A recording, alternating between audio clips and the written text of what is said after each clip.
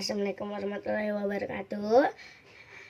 Alhamdulillah kita bisa bertemu lagi di hari ini karena Allah SWT.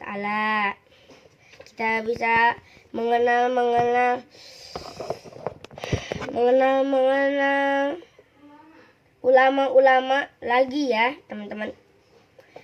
Bismillahirrahmanirrahim. Aku akan menceritakan Yakub bin Sufyan belajar dari 1000 guru. Namanya Yakub bin Sufyan al-Fasawi. Sering dipanggil juga dengan Yakub bin Abi Muawiyah. Lahir di penghujung tahun 190 Hijriah.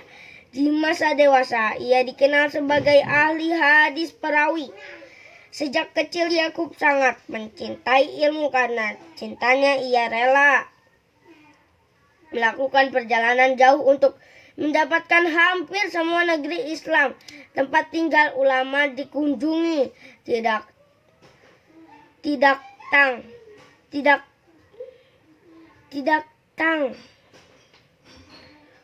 tangguh gurunya. Tidak kurang dari 1000 ulama dari sebagai negeri. Masing-masing guru memiliki keahlian dan kedalaman ilmu yang bagus. Wah, banyak sekali ya gurunya. Pantas saja akhirnya Yakub menjadi ulama besar. Jauhnya perjalanan yang beliau tempuh untuk mendapatkan ilmu juga. Banyaknya guru yang beliau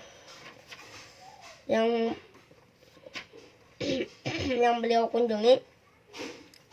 Sudah pasti pula banyak suka dukanya.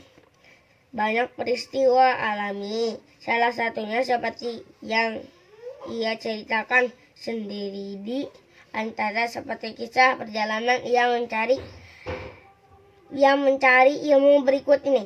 Seperti biasa, Yakub mengembara ke negeri yang jauh untuk memburu ilmu. Saat itu perbekalannya makin menipis, namun itu tak menyurutkan langkahnya untuk terus berjuang mencari ilmu ulama agar menimba ilmu dirinya. Seperti layaknya perjalanan ada waktu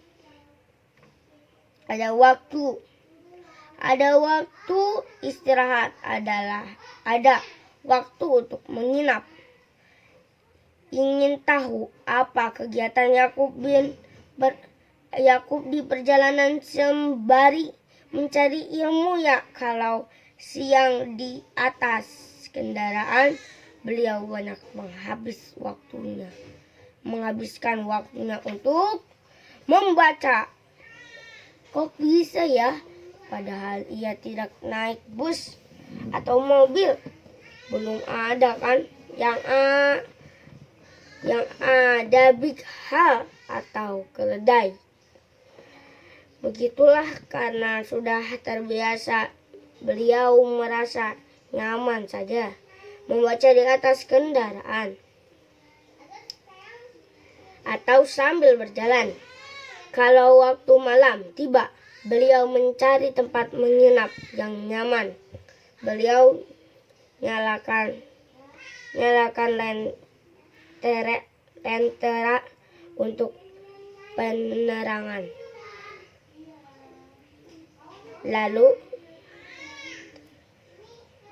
Lalu beliau banyak mempergunakan waktunya untuk menulis, baik mencatat apa-apa yang ia pelajari dari gurunya.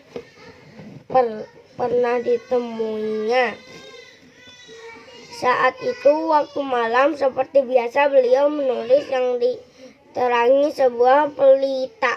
Waktu itu musim penghujan diterangi sebuah pelita. Waktu itu musim penghujan, udara dingin.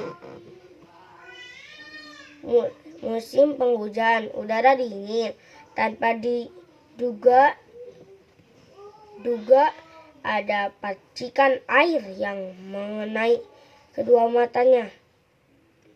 Beliau merasakan matanya perih, dan ketika beliau berusaha membuka matanya, ternyata tidak lagi bisa melihat apa-apa. Ia pun bersedih karena jauh dari kampung tempat tinggalnya. Ia juga sendirian tanpa teman. Dan yang paling membuatnya bersedih, dengan mata yang buta, bagaimana dia hendak membaca dan menulis. Ia pun menangis, mengadu kepada Allah dan berdoa agar Allah memberikan jalan keluar. Saat tidur, dalam mimpinya, ia bertemu dengan Rasulullah Shallallahu Alaihi Wasallam. Dalam mimpi itu, seakan Nabi memanggilnya dan bertanya, "Wahai Yakub, apa yang membuatmu menangis?" Dia menjawab, "Wahai Rasulullah, aku telah buta dan tidak bisa belajar lagi." Beliau berkata, "Mendekatlah kepadaku." Ia pun mendekat, lalu Nabi seakan membaca bacaan tertentu, lalu mengusap kedua matanya. Saat terbangun, ternyata matanya sudah pulih kembali. Alangkah gembiranya ia pun semakin bersemangat untuk menyusuri nikmat Allah yang telah mengembalikan penglihatan matanya. Ia semakin rajin menggunakan matanya untuk membaca dan menulis.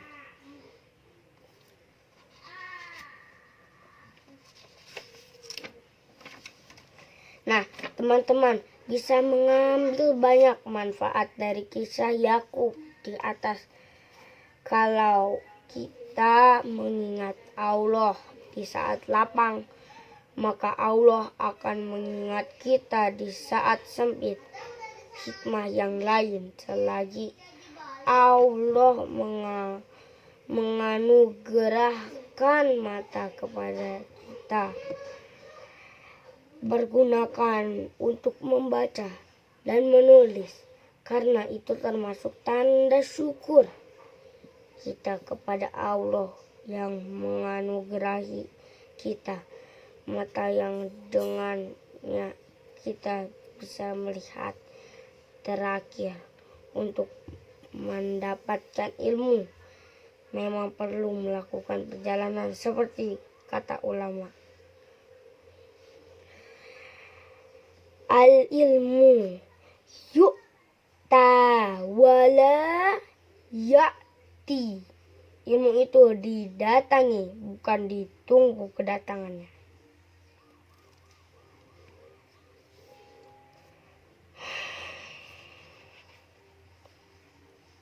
Besok kita akan membahas Abu Yusuf. Nah, ini bukan Nabi Yusuf ya, tapi Abu Yusuf. Assalamualaikum warahmatullahi wabarakatuh.